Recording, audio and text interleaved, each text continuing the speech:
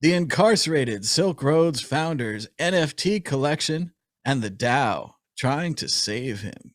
Ross Ulbricht is serving 2 life sentences in prison after creating the Silk Road that was used to buy drugs without violence, allowing large amounts of cannabis to be traded for large amounts of money, again, without violence, breaking the state's monopoly on violence and drug dealing. Something interesting's happened lately. Ross has decided he'd like to sell some NFTs like everyone else in the world, and the Free Ross DAO has popped up claiming that they will buy these NFTs, also that they will unite to bring solidarity for Ross, gathering funds to buy his Genesis collection and protesting the injustices of the American prison system. They've raised almost 954 Ethereum. That's around $4 to $5 million. Josh Shigala, what do you think of this new approach to Free Ross Ulbricht, starting with his NFTs and ending with the very strange and perhaps Constitution-like Free Ross DAO? Yeah, it's amazing. I really like it. I think it's another use case for this amazing technology, and the ability to crowdsource certain causes is always a fantastic way. Is always a fantastic concept. So it's really, really nice to see. I actually had a chat with Lynn, Ross's mother, recently, and she said that they'd actually gotten it all the way to Trump.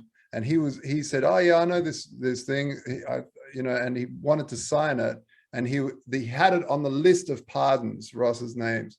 And then they came through and he got kicked out of office. And now Lynn has to start all again from the ground up, going all the way through so it's a really, really sad story for Lynn. She's probably one of the most hardworking mothers in the world, constantly on the cause until the day she dies. To get her son some justice, someone who made some technology, and now, I mean, it's not helping stop the concept. There are literally thousands of these drug marketplaces, way worse, and way like these marketplaces have no philosophical grounding like the Silk Road did at all. And so yeah, I mean, he's the one in prison teaching yoga and meditation to the to other inmates, and he's really a genuine, lovely guy. And I would like to see, with all the corruption, if anyone's really looked deeply into that, with all the massive amount of corruption in that case, it's just so important that gets cleared up, because man, there was some just sketchy stuff throughout that case, in terms of the people prosecuting him, the police that were going after him. It's an amazing story, and in fact, there's a Netflix documentary about it made by Alex Winter, and it's very cool. I think it's called The Dark Web or The Deep Web, one of those. But yeah, check it out. Martine Wishmayer, your thoughts on the Free Ross DAO? Yeah, I don't know Lynn or Ross. I browsed the Silk Road at the time because I was just curious. It was one of the new applications for Bitcoin, and always joked when people said, oh, Bitcoin is useless. And I said, well, I can at least use it to pay my dealer online. And they are just shocked, usually. But yeah, I don't know. I think it's a risk that comes with the territory. If you try to blatantly enable drug sales on the net, then you can expect, especially if you're the first one, then you can expect them to make some example out of you. So it's nice that he makes some NFTs, and the DAO, I don't know how they're going to process refunds, if any. Like the Constitution DAO had big problems with that, but I hope the money is spent well, and that that he should be free, just like the Tiger King, by the way. He should be free to free Joe Exotic. Sadly, I think this money comes far too late. It's very important to understand the concept of timing, and the time to donate this money was before the trial, when we could have hired the greatest lawyers of all time, and especially the greatest data departments of all time, to handle all of the evidence that was compiled in this Ulbricht case. The team he had, the defense he had, I don't think was prepared for the data, didn't do a good job with it, didn't do a good job with the defense, wasn't the best defense that money could buy, because we just saw that in the Kyle Rittenhouse case and in the O.J. Simpson case. And if you can push the money up over a certain level, you can overturn almost any trial.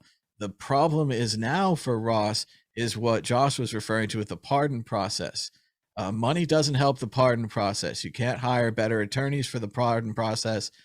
He's in a situation now where they've already gone to appeal. He's already lost. It would pretty much take the Supreme Court or a pardon. And both of those are very difficult. Maybe they could use the money to finance Kim Kardashian to work on this. She used to be in the pardons thing. It's too bad they couldn't have gotten the money to Trump directly. If only they perhaps could have stayed in the Trump International Hotel. There could have been some kind of a briefcase situation. But yeah, that really seemed like that was a big opportunity, because you have to say, like, is there any other president that's crazy enough to pardon this guy who sold a lot of drugs on the internet, even though he's a good dude and he had a nice website?